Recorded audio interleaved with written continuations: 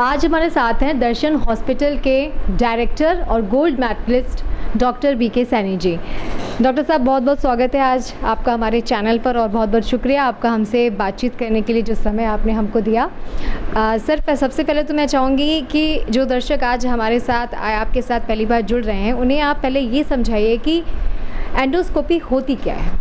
जी, endoscopy actually क्या है कि ये जो ट्यूबुलर स्ट्रक्चर होती है, जैसे अपने ट्यूबुलर स्ट्रक्चर पेट के अंदर आंत होती है, आंत भी दो हैं, छोटी आंत और बड़ी आंत। इनकी जो जांच करते हैं, उनको जांच करने का जो यंत्र होता है उसको एंडोस्कोपी कहते हैं। अब एंडोस्कोपी में दो पार्ट होते हैं, एक तो गैस्ट्रोस्कोपी जिसको अपर एंडोस्कोपी कहते हैं, और एक होती है बड़ी आंत जिसको कोलन कहते हैं। उसकी जांच जो करते हैं उस स्कोप का नाम है कोलोनोस्कोप।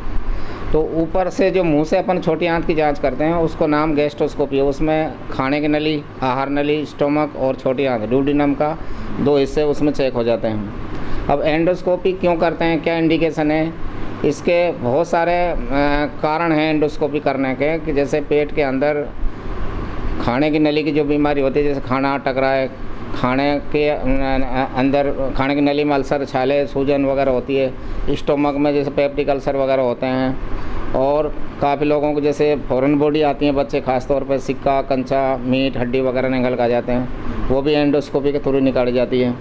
और खाने की नली का रास्ता सिकुड़ जाता है बहुत से लोगों को, तो उनको भी हम इससे डायग्नोसिस भी कर लेते हैं और रास्ता खोल भी देते हैं, जिसको स्ट्रक्चर डायलेटेशन कहते हैं। दूसरा है कि जो ये जितने भी मरीज़ हैं सिरोसिस वाले, सिरोसिस लीवर जिनको होता है, तो उनके अंदर खाने की नली में वेरिस बन जाती हैं, जिनको इसोफेजल वेरिस कहते हैं, उसमें खून की उल्टी होती है। तो वो भी एंडोस्कोपी के थ्रू ही लाइगेशन करते हैं, उनका बैंड लाइगेशन बोलते हैं, उन पर छल्ला लगा देते हैं खाने की नली के अंदर जो नस फूलती है। दूसरा फंडस जो होता है, स्टोमक का पार्ट होता है, उसमें भी ये जो लीवर के मरीज़ होते हैं जिनका लीवर डैमेज होता है, सिरोसिस लीवर जिसको कहते हैं, उसमें फंडस में भी वेरिस बन जाती है, नस फूल जाती है, तो उसमें भी ग्लू इंजेक्ट करते हैं, वो भी एंडोस्कोपी के थ्रू ही होते हैं। तो एंडोस्कोपी दूसरा है कि जैसे कैंसर वगैरह भी काफ़ी डायग्नोस हो रहा है, स्टोमक का कैंसर है, खाने की नली का कैंसर है, तो एंडोस्कोपी से डबल फ़ायदा होता है कि उसमें बायोप्सी लेने की फैसिलिटी होती है। कि एंडोस्कोपी से डायग्नोस कर लिया, मांस से कोई अल्सर है, मैलिग्नेंट अल्सर है, या कोई गांठ अपने को दिख रही है, तो उसमें सबसे बड़ा फ़ायदा ये होता है कि हाथों हाथ अपन बायोप्सी, वो एंडोस्कोप के अंदर चैनल होता है जिसमें बायोप्सी डाल के उसमें से पीस निकाल लेते हैं। जबकि ये और चीज़ों में फैसिलिटी नहीं होती, सिटी स्कैन में, सोनोग्राफी में, MRI स्कैन में। ये फैसिलिटी केवल एंडोस्कोपी में ही है कि हाथों हाथ आपने देखा और बायोप्सी चैनल में से बायोप्सी डाली और पीस भी निकाल लिया। ये सबसे बेहतरीन जो है ये फैसिलिटी एंडोस्कोपी के अंदर ही मिलती है। दूसरा है बड़ी आंत की जांच। बड़ी आंत की जांच के जैसे अपने यहाँ अल्सरेटिव कोलाइटिस, क्रोन्स डिजीज, आंत की टीबी और बड़ी आंत का कैंसर वगैरह है, ये काफ़ी कॉमन है। तो इनको डायग्नोस करने के लिए अपने बड़ी आंत जिसको जांच को कहते हैं कोलोनोस्कोपी, तो वो कोलोनोस्कोपी से हम बड़ी आंत की जांच कर लेते हैं। और बड़ी आंत के थ्रू जो इलियोसिकल जंक्शन होता है, छोटी आंत का 1 मीटर का हिस्सा, वो भी नीचे से चेक हो जाता है कोलोनोस्कोप के थ्रू। तो ये इलियोसिकल जंक्शन भी उसमें डायग्नोस हो जाता है, जिसमें आंत की टीबी और क्रोन्स डिजीज काफ़ी लोगों को डायग्नोस करने को मिल जाती है। दूसरा मैलिग्नेंसी, बड़ी आंत का कैंसर भी बहुतों को निकलता है, उसमें भी फिर वही फैसिलिटी है कि अपन ने मांस देखा और बायोप्सी ले लिया। अल्सरेटिव कोलाइटिस, क्रोन्स डिजीज, उसमें भी बायोप्सी की ज़रूरत पड़ती है, तो उसमें भी आपने बायोप्सी ले लिया, डायग्नोस हो जाता है। तो एंडोस्कोपी के बारे में लोगों को काफ़ी को डर लगता है कि एंडोस्कोपी से ये हो जाएगा, सांस रुक जाएगा। वो एंडोस्कोपी एक्चुअली क्या है कि ये इसमें कोई ज़्यादा प्रॉब्लम नहीं होती। सबसे बड़ी प्रॉब्लम आजकल ये है कि लोगों के पास टाइम नहीं है। एंडोस्कोपी का जो करने का तरीका है, जैसे अपर जो एंडोस्कोपी हम करते हैं वो बिल्कुल भूखे पेट होना चाहिए, फास्टिंग होना चाहिए, मरीज 6-7 घंटे का। अब यहाँ पर क्या, किसी के पास टाइम नहीं है, साहब को कचौड़ी खा कर रहा, कोई पकौड़ी खा कर रहा, नो साहब कर दो, उल्टी तो होगी। तो उसमें क्या है कि उसको वॉमिट हो जाती है, फिर उसका जी खराब हो जाता है, तो उसमें उन मरीजों को प्रॉब्लम होती है। बाकी इसको तरीके से कराया जाए तो किसी को कोई प्रॉब्लम नहीं होती इसमें। सर ज़्यादातर ये देखा जाता है कि जैसे पेट में थोड़ा सा दर्द है, कोई प्रॉब्लम है, तो मरीज़ सबसे पहले 1 सोनोग्राफी, 2 सोनोग्राफी, 3 कई सोनोग्राफी करवा चुका होता है, एंडोस्कोपी के लिए सबसे लास्ट में आता है। तब तक जो उसकी डिज़ीज़ होती है वो काफ़ी ज़्यादा क्रॉनिक हो चुकी होती है। जी, सोनोग्राफी में क्या है एक्चुअली जो डायग्नोसिस अपन एंडोस्कोपी से कर पाते हैं वो सोनोग्राफी कर ही नहीं पाएगी, चाहे आप 10 सोनोग्राफी करा लो, 15 करा लो, क्योंकि एंडोस्कोपी जो है केवल आंत की जांच के लिए होती है। वो सोनोग्राफी उसको बता ही नहीं पाएगी। जैसे अल्सर वगैरह है, मांस वगैरह है, ये काफ़ी चीज़ें जो आपको एंडोस्कोपी ही में ही मिलेगा, सोनोग्राफी नहीं बता पाएगी उसको। अब प्रायोरिटी में सोनोग्राफी इसलिए कराते हैं कि एंडोस्कोपी से एक तो लोगों में डर है कि एंडोस्कोपी नहीं कराऊंगा, दर्द होगा, ये होगा होगा। सोनोग्राफी एक सिंपल सी जांच है, तो इसलिए सोनोग्राफी सबसे पहले कराते हैं लोग। एंडोस्कोपी भी तो बाद में ही आएगा वो। बाकी एंडोस्कोपी में जो सबसे कॉमन कारण डरने का यही है कि वो भूख पेट नहीं होते हैं, वही बड़ी आंत में प्रॉब्लम आती है। लेकिन ये सोनोग्राफी के बाद मरीज को ये समझ लेना चाहिए कि अगर उससे नहीं है तो मुझे एंडोस्कोपी पे जाना है। नहीं, ऐसा कोई ड्यूरेशन नहीं है। यदि मरीज को सीवियर पेन हो रहा है, सीवियर पेन हो रहा है, आपने सोनोग्राफी करा ली, सीटी स्कैन भी करा ली, नॉर्मल है, तो और मरीज को दूसरे तीसरे दिन आपने देखा कंट्रोल नहीं आ रहा, तो आपको तुरंत एंडोस्कोपी कराना चाहिए। क्योंकि अल्सर जो है ना, कॉमन कारण जो है सीवियर पेन का अल्सर निकलता है, तो ड्यूडिनम में छोटी आंत में अल्सर मिलेगा या गैस्ट्रिक अल्सर मिलेगा। तो इसमें ड्यूरेशन कोई मायने नहीं रखता। या तो दर्द होते भी करा सकते हो आपको डाउट लग रहा है कि इसको स्टोन वगैरह नहीं हो सकता, पेनक्रियाज वगैरह नहीं है, तो आप डायरेक्ट एंडोस्कोपी कराओ पहले दिन ही। ऐसा कोई नहीं है कि भाई अपन 15 दिन 10 दिन में या 2 सोनोग्राफी या सोनोग्राफी हो जाए उसके बाद में एंडोस्कोपी कराएं। मेडिकली ऐसा कुछ नहीं है। वो तो एक पब्लिक में डर है कि भाई एंडोस्कोपी कराऊंगा तो ऐसा होगा वैसा होगा। सर ये डर वाकई में क्यों है कि वाकई में पेन होता है इसमें? नहीं, एंडोस्कोपी एक्चुअली पेनलेस है। अपर ये एंडोस्कोपी तो बिल्कुल पेनलेस है। उसमें जो प्रॉब्लम वाले मरीज हैं वो यही होते हैं, वो खाना उनके होता है स्टमक में, खाली पेट नहीं होते हैं। तो ये फास्टिंग कम से कम 6 घंटे होना चाहिए, लेकिन यहाँ फास्टिंग होती नहीं, 2 घंटे 3 घंटे की होती ज़्यादा।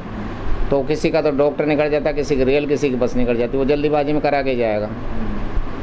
तो ये जो डर का कारण है अपर जे एंडोस्कोपी का, में तो ये है कि वो जो प्रिपरेशन होनी चाहिए वो प्रॉपर नहीं होती।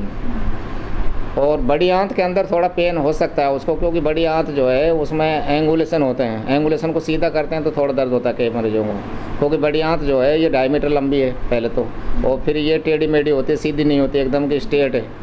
तो उस एंगुलेशन को जब सीधा करते हैं तो थोड़ा पेन होता है, कहीं को लूप ज़्यादा बढ़ जाते हैं, तो उसमें भी फिर हम ज़्यादा दर्द होता है तो हम इंजेक्शन लगा देते हैं, कंट्रोमोल वगैरह, उससे कम हो जाता है। बाकी इतना सीवियर पेन नहीं होता है, मरीज़ आराम से टॉलरेट कर लेते हैं। सर किस तरीके से एंडोस्कोपी की जाती है, आहार नाल में किस तरीके से सर आप जानते हैं? हाँ, अपर जीआई एंडोस्कोप तो थ्रू माउथ होती है, डायरेक्ट अपन इसोफेगस में डाल देते हैं एंडोस्कोप को। अपर जीआई एंडोस्कोप को इसोफेगस से फिर स्टोमक से ड्यूडिनम में चले जाते हैं। और जो बड़ी आंत होती है उसको थ्रू एनल कैनाल जाते हैं, उसमें भी कोई ज़्यादा प्रॉब्लम नहीं आती, आराम से हो जाती है वो भी।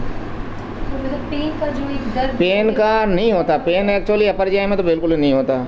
कॉलोन उसको भी जो बड़ी जांच होती है उसमें हल्का फुल्का हो सकता है, उसमें यदि होता है टॉलरेट नहीं करते तो उसमें हम इंजेक्शन लगा देते हैं, क्योंकि उसमें मोड़ होते हैं, कई जगह 4-5 मोड़ होते हैं। ये जो फ्लेक्सर होते हैं, hepatic flexure, splenic flexure, rectosigmoid junction होता है, कई बार उसमें लूपिंग हो जाती है, क्योंकि लंबा लेंथ ज़्यादा होती है, बड़ी आंत की डायमीटर होती है, तो उसमें थोड़ा बहुत पेन होता है, तो उसमें मरीज टॉलरेट कर लेते हैं। बाकी नहीं भी होता तो इंजेक्शन लगा देते हैं। ऐसा कोई पेन नहीं होता कि वो जाँच नहीं करा पाएगा। बाकी अपर ये एंडोस्कोपी जो गैस्ट्रोस्कोपी है उसमें दर्द नहीं होता, वो बिल्कुल पेनलेस।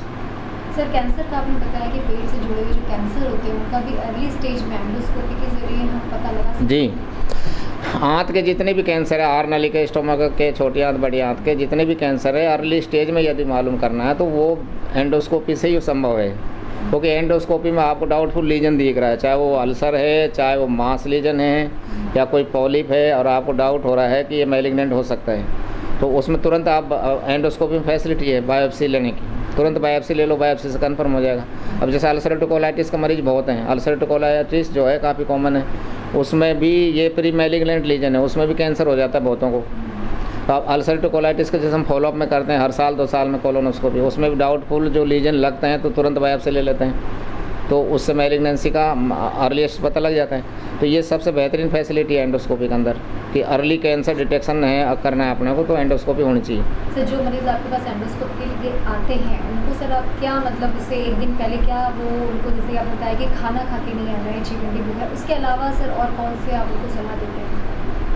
नहीं, एंडोस्कोपी जैसा पर जे एंडोस्कोपी में तो मेन प्रिपरेशन ये है कि वो फास्टिंग होना चाहिए 6 घंटा 5 घंटे का कम से कम।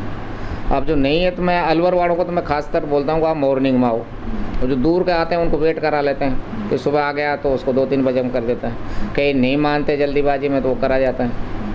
बाकी जो कोलोनोस्कोपी है उसमें प्रिपरेशन कराते हैं हम, एक पाउडर देते हैं पैगलेक, उसको 1 लीटर पानी में घोल के पिलाते हैं, उससे प्रिपरेशन होती है। तो उसमें भी 24 घंटे का कानून है। मेडिकली तो है कि 24 घंटे बाद में कोलोनोस्कोपी कराओ पैगलेक पीने के बाद में। लेकिन उसमें क्या है कि इतना आजकल कोई टाइम पब्लिक के पास नहीं है किसी के पास भी, तो वो 3-4 घंटे में प्रिपरेशन हो जाती है, उसको 6-7 मोशन हो जाते हैं पैगलेक पाउडर के बाद में, तो कोलोनोस्कोपी हो जाती है उससे। सर एंडोस्कोपी करवा लेने के बाद में किसी तरह के कोई जो प्रिकॉशंस होते हैं वो मरीजों को आपकी तरफ से? नहीं, एंडोस्कोपी कराने के बाद में मरीज को कोई प्रिकॉशन नहीं, क्योंकि पहली बात यह है कि कोई इसमें अपन इन्वेजन नहीं कर रहे, कोई चीरा फाड़ी कोई ऑपरेशन नहीं हो रहा। एंडोस्कोपी का मतलब है कि खाली एक देखना, आपने एंडोस्कोप डाला देख लिया, आपने कोई चीरा फाड़ी कोई ऑपरेशन नहीं किया, कोई लीजन नहीं है आपने किया उसको मरीज को, तो उसमें प्रिकॉशन की कोई ज़रूरत नहीं पड़ती। आराम से कोई भी एंडोस्कोपी कराने के बाद, जैसे बहुत सारे लोगों में डर रहता है कि मैं खाना नहीं खा पाऊंगा, मुझे पेट में दर्द होगा, तो उस नहीं, एंडोस्कोपी करने के बाद में ऐसा कोई इशू नहीं है, कोई दर्द नहीं होगा उससे, क्योंकि एंडोस्कोपी का मतलब है कि आपने देखा, एंडोस्कोप डाला देख लिया, तो वो तो सिंपल है कि उसमें कोई अंदर अपन ने इन्वेजन किया ही नहीं, तो उसको पेन वगैरह क्यों होगा, पेन का मतलब ही नहीं। सर अलवर में एंडोस्कोपी को एक लेवल पर लेके आने में आपका बहुत बड़ा हाथ है, आपका श्रेय जाता है कि लोगों में आपने अलवर में काफ़ी जागरूकता फैलाई। मौजूदा वक्त में मैं बात करूँ तो आपको क्या लगता है अभी भी एंडोस्कोपी को लेकर के कितनी जागरूकता फैली? जी हाँ, ये आप जो है, मैं एक्चुअली 2001 में यहाँ अलवर आया था, उससे पहले यहाँ एंडोस्कोपी नहीं होती थी। 2001 में जब मैं आया था तो मैंने एंडोस्कोपी यहाँ पर शुरू की, सारे डायग्नोस्टिक थेरापेटिक। तो एंडोस्कोपी के जो मरीज, जो लीवर वाले मरीज थे, खून की उल्टी जो होती थी, वेरिक्स वगैरह, बेंडिंग, स्टिक्चर, डायलिटेशन वगैरह, ये सारा थेरापेटिक मैंने प्रोसीजर यहाँ किया। और इतनी जागरूकता मैं लाया अलवर के अंदर, इतनी लाया कि जयपुर दिल्ली मरीजों ने जाना बंद कर दिया, और इतनी अवेयरनेस आ गई कि आज काफ़ी मरीज तो हमारे पास डायरेक्ट आते हैं कि सर हमारी एंडोस्कोपी कर दो। इतनी अवेयरनेस आई, इसी ये काम जो है मैंने अलवर में किया है। और ये अभी हमारे IMA में जो डॉक्टर डे को फंक्शन हुआ था, उसमें भी मुझे उत्कृष्ट कार्य में एंडोस्कोपी के बारे में मुझे प्राइज़ भी दिया गया था इसी का। तो ये काम मैंने अलवर में आके किया है, एक उत्कृष्ट कार्य है अलवर में जो मैंने किया है कि एंडोस्कोपी के बारे में लोगों को अवेयरनेस लाना, एंडोस्कोपी से रिलेटेड जो प्रॉब्लम थी उनको जयपुर दिल्ली जाने से रोका। तो मैंने सारे थेरापेटिक यहाँ पे किए हैं, जितनी फॉरेन बॉडी है सारे निकाली हैं, स्टिक्चर डायलेट किया है, और जो खून की उल्टी वाले उनमें इंजेक्शन लगाना, बेंडिंग करना, ये सारी थेरापेटिक मैंने यहाँ अलवर में की है। सर सरकार की तरफ से आपको कितना सपोर्ट मिला और आपको क्या लगता है कि उनका एंडोस्कोपी को और एक लेवल पे जाने में और किस तरीके की सपोर्ट या सहायता की ज़रूरत है? नहीं, प्राइवेट हॉस्पिटलों में हम तो प्राइवेट रहें शुरू से मैडम, उसमें सरकार तो क्या सपोर्ट करेगी, इसमें सरकार का तो ऐसा हमें कोई सपोर्ट नहीं रहा। किस तरीके से, ठीक है सरकार का सपोर्ट आपको नहीं मिला, लेकिन इसको एक और अपर लेवल पे लेके जाने में एंडोस्कोपी को आपको लगता है कि सरकार को भी इसमें हस्तक्षेप करना चाहिए? भाई आप ये तो सरकार तब गवर्नमेंट तो एक्चुअली गवर्नमेंट हॉस्पिटल में फैसिलिटी थी। गवर्नमेंट हॉस्पिटल में भी हमारे सर्जन हैं डॉक्टर योगेश उपाध्याय, उन्होंने की थी कुछ दिन किया था, फिर उन्होंने पता नहीं क्यों बंद कर दिया। बाकी गवर्नमेंट हॉस्पिटल में अब जैसे सवाई मानसिंह अस्पताल जयपुर में अच्छी सुविधा है, वहाँ ERCP भी करते हैं, सारी थेरापेटिक होती हैं। बाकी अपने अलवर में भी होनी चाहिए गवर्नमेंट हॉस्पिटल, जो अभी तक तो है नहीं। बीच में शुरू करी थी, बहुत आए थे योगेश उपाध्याय, बस कुछ दिन तो उन्होंने की थी, फिर उसके बाद बंद कर दिया उन्होंने। सर कभी कभी ऐसा भी होता है कि पेशेंट आपके पास आते हैं, ये माइंड मेकअप करके आते हैं कि मुझे एंडोस्कोपी करानी है, लेकिन यहाँ आने के बाद वो उनको ऐसा लगता है कि कहीं नहीं, मुझे काफ़ी, जैसे कि पेन की बात आपने करी, फिर आप उन्हें जो है वो समझाते हैं कि ऐसा नहीं होता, ऐसी भी कंडीशन? नहीं, मैं उनको क्या करता हूँ मैडम, ये हाँ आप सही कह रहे हो, बहुत से मरीज आते डरे हुए हैं, तो मैं उनको ये बोलता हूँ भाई पहले आप देख लो, आप पहले एंडोस्कोपी मरीज़ की देख लो होते हुए, फिर आपका सारा डर अपना आप निकल जाएगा। तो मैं तो सीधा उसको ये बोलता हूँ कि भाई आप देख लो, आप मेरी मत मानो और किसी की मत मानो, जिसे सुनिए उसको भी हटा दे, और जो मैं कह रहा हूँ आप मेरी मत मानो, आप देख लो। वो मरीज़ देख लेता है एंडोस्कोपी, उसको कॉन्फिडेंस आ जाता है कि कुछ नहीं हुआ। तो अपर ये एंडोस्कोपी मैं मुश्किल से 50 सेकंड में कर देता हूँ, कोलोनोस्कोपी 1 मिनट में कर देता हूँ। तो मरीज़ देखता है कि यार ये तो जादू से हो रहा है, चमत्कार से, इसमें कुछ नहीं, तो फिर आराम से करा लेता है। तो ये बहुत आते डरे हुए हैं, क्योंकि पब्लिक जो है ना, एक तो कुछ नमक मिर्च लगा के ज़्यादा ही बताती हैं, उसमें ऐसा हो गया वैसा हो गया, सांस रुक गया, ये हो गया, जब होता कुछ नहीं। तो वो लोगों की आदत है कि इनको बढ़ चढ़ के बताने की, तो उसको इतना डरा देते हैं बहुत ज़्यादा, तो आते ही ये डरे हुए बहुत जी। तो मेरा उनको सीधा है, मैंने कि आप देख लो पहले। तो उसमें क्या है कि फिर मरीज़ कॉन्फिडेंस में आ जाता, खुद देख लेता है ना आँखों से, तो फिर उसको कॉन्फिडेंस आ जाता है, वो फिर आराम से करा लेता है। और बाकी फिर भी कोई डरता है तो उसमें फिर फैसिलिटी है कि उनको इंजेक्शन लगा देते हैं, फोर्डिनफेनार्कन लगा देते हैं, उसमें सुलह करा देते हैं। इंजेक्शन की फैसिलिटी है कि आईवी इंजेक्शन दे दो, वो फोर्डिनफेनार्कन से वो 5 मिनट में सो जाएगा, आराम से करा ले। सर आने वाले फ्यूचर में आप सर चिकित्सा के क्षेत्र में एंडोस्कोपी का क्या स्कोप नहीं, आने वाले क्षेत्र में तो एक्चुअली एंडोस्कोपी का, आप जैसे एंडोस्कोपी का यूएस भी आ गई, सोनोग्राफी जो है ना, एंडोस्कोपिक अल्ट्रासाउंड भी होती है। एंडोस्कोपी के अंदर बहुत सारे थेरापेटिक होने लगे। अपेंडिक्स से ये अपर जे एंडोस्कोप से कई बार काफ़ी लोगों ने अपेंडिक्स भी निकाल दिया, अपेंडिसेक्टोमी भी कर दिया। ये पैनक्रेटिक जो सूडोसिस्ट है उसका भी ऑपरेशन कर देते हैं, सिस्ट का एंडोस्कोपी के जरिए, उसको जो सिस्ट है उसको स्टोमा में खोल देते हैं। तो एंडोस्कोपी का तो अभी बहुत रिसर्च भी चल रही है, काफ़ी लोगों ने खोज किया है, काफ़ी यूज है एंडोस्कोपी के। अभी अपना अलवर में फैसिलिटी नहीं है काफ़ी, बाकी बड़ी बड़ी जगह हैं। हमारे डॉक्टर रणधीर सूद हैं जो गुड़गांव में है, मेड सिटी में, बहुत अच्छे काम कर रहे हैं। सर आप इस फील्ड में कैसे और कैसा आपको ये विचार आया कि मुझे इस एंडोस्कोपी का डॉक्टर बनना, इस लाइन में जाना है? नहीं, मेरा क्या मैडम, शुरू से दिमाग जो है टेक्निकल दिमाग था, शुरू से ही मेरे को मतलब नई नई चीज़ खोजना, ये करना वो करना। अब जब मैं सोनोग्राफी भी करता हूँ, ये एक्चुअली अभी सोनोग्राफी भी एक टेक्निक है और एंडोस्कोपी एक टेक्निक है, तो मेरे दिमाग शुरू से ही टेक्निकल रहा हुआ है।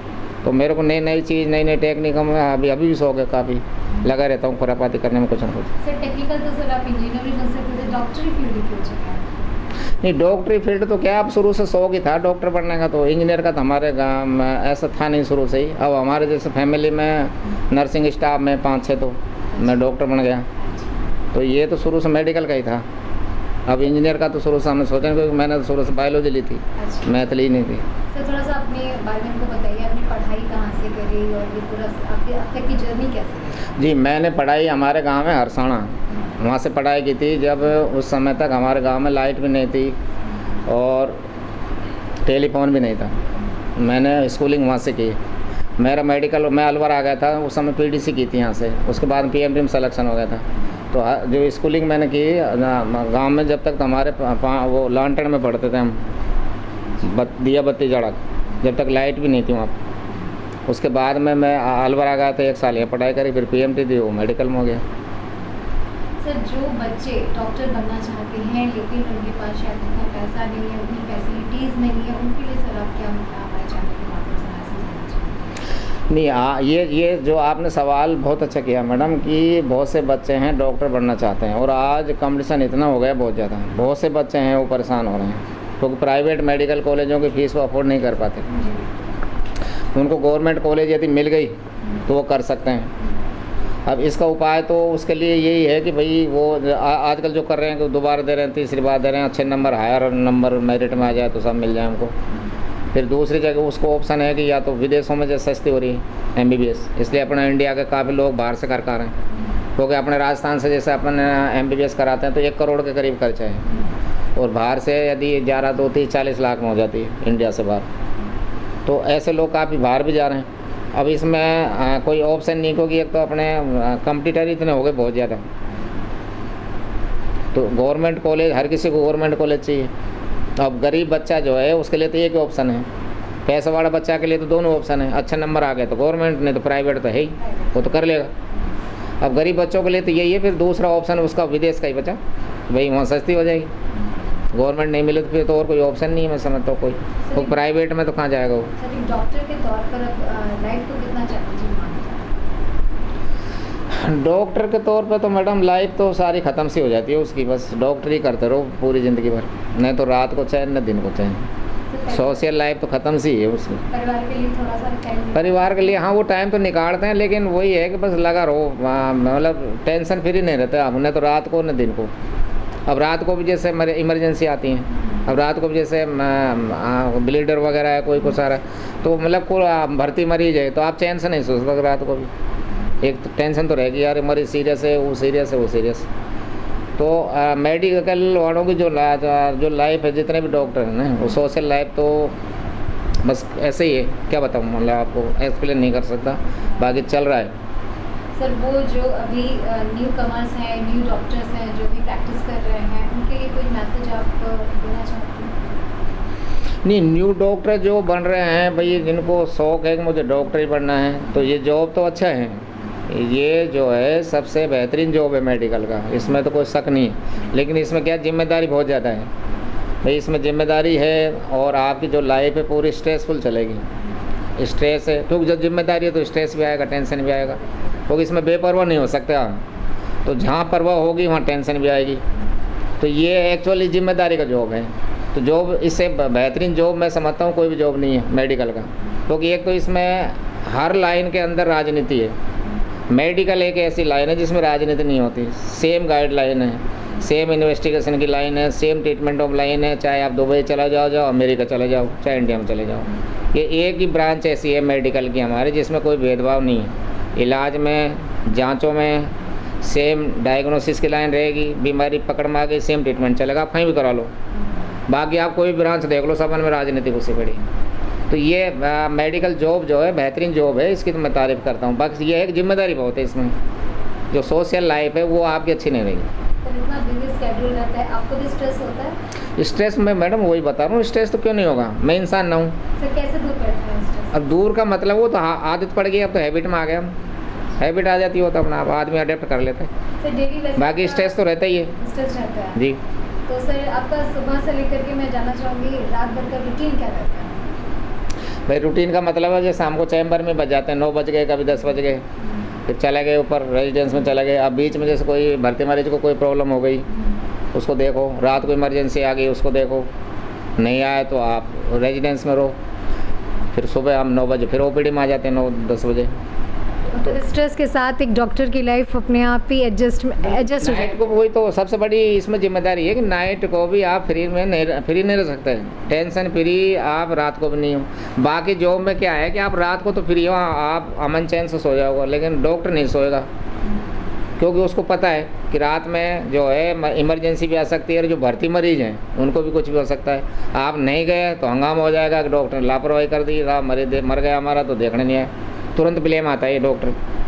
सर डॉक्टर जैसे कहते हैं एक काम मरीज़ को कि 6 से 7 घंटे की नींद बहुत ज़रूरी होती है, डॉक्टर्स कब सोते हैं? डॉक्टरों की हाँ वो आपने सही सवाल पूछा। डॉक्टर जो है 7-8 घंटा आराम सो लेते हैं, मैं भी सो लेता हूँ, लेकिन वो टुकड़ों में सोता है। अच्छा। दिन में सो लिया 1 घंटा 2 घंटा, फिर सो लिया 2 घंटा, फिर वो उठ गया, फिर सो लिया, फिर उठ गया, फिर सो लिया, वो 7-8 घंटा अपना कर लेता है। क्योंकि ये मेडिकल कॉलेज से जो पीजी करता है ना, वो इतना वहीं से ट्रेंड हो जाता है सोने में, काम करने में, कि 7-8 घंटा मेरे को कैसे सोना है। ड्यूरिंग पीजी से ये सिलसिला शुरू हो जाता है, पोस्ट ग्रेजुएट से जी, वहीं से वो आदत पड़ जाती है उसको। तो लोगों को पता ही नहीं लगता है कि ये सोता कब है। यार मैं तो देखता हूँ जो हमेशा काम करते ही देखता हूँ, बाकी वो 7-8 घंटा सो लेता है, क्योंकि वो उस हिसाब से अपने आप को अडेप्ट कर लेता है। जैसे ही मौका मिला वो सो गया, 2 घंटा फिर सो गया, वो टुकड़ों में सोएगा, ये सो लेता है। सर हॉबीज़ क्या हैं आपकी? मेरी हॉबीज तो मैडम यही है, मेन तो मेडिकल में ही घुसा हुआ है बस, और क्या। नई कुछ चीज़ आती हैं पढ़ता रहता हूँ, जैसे मेरे पढ़ने का ज़्यादा शौक है एक्चुअली, नई टेक्निक आ गई वो देख लिया, पढ़ लिया, कर लिया। सर एंडोस्कोपी में कोई नई अभी और कुछ टेक्नोलॉजी डेवलप हुई है? एंडोस्कोपी में तो नई रिसर्च मतलब अभी चल ही रही है मैडम, और चलती रहेंगे। तो एंडोस्कोपी मेडिकल तो क्या हमारा था सागर है, मेडिकल का तो इसका एंड नहीं है, एंडलेस है। तो अभी तो चल रहा है, बहुत सारे कुछ चल रहे हैं। सर हमारे चैनल के माध्यम से आप जो आम पब्लिक है, मरीज़ है जो एंडोस्कोपी से बहुत ज़्यादा घबराए रहते हैं, डरते हैं, उनके लिए उनसे कुछ अपील करना चाहेंगे, कोई मैसेज आप उनको देंगे? नहीं, मैं उन लोगों को जो डरते हैं एंडोस्कोपी से, उनको यही मैसेज है कि इसमें डरने का कोई इशू ही नहीं है। एंडोस्कोपी पेनलेस है, इसमें कोई दर्द नहीं होता। बस ये है कि इसमें जो प्रिपरेशन है, जैसे डॉक्टर बताता है उसकी मान लो आप, कि डॉक्टर कह रहा है कि भाई 6 घंटा आपको फास्टिंग रहना है तो रहना ही। बड़ी आंत की जैसे जांच करानी है तो इसको 8 घंटे 10 घंटे तक प्रिपरेशन है, पेट साफ कराओ तो उसके बाद कराओ, जल्दीबाजी नहीं होनी चाहिए। आजकल क्या है कि टाइम नहीं है किसी के पास भी, सब उनको जल्दी है। तो ये आया कि डॉक्टर की माने, डॉक्टर की यदि पूरी तरह मानेगा तो एंडोस्कोपी में कोई प्रॉब्लम नहीं आएगी उसको।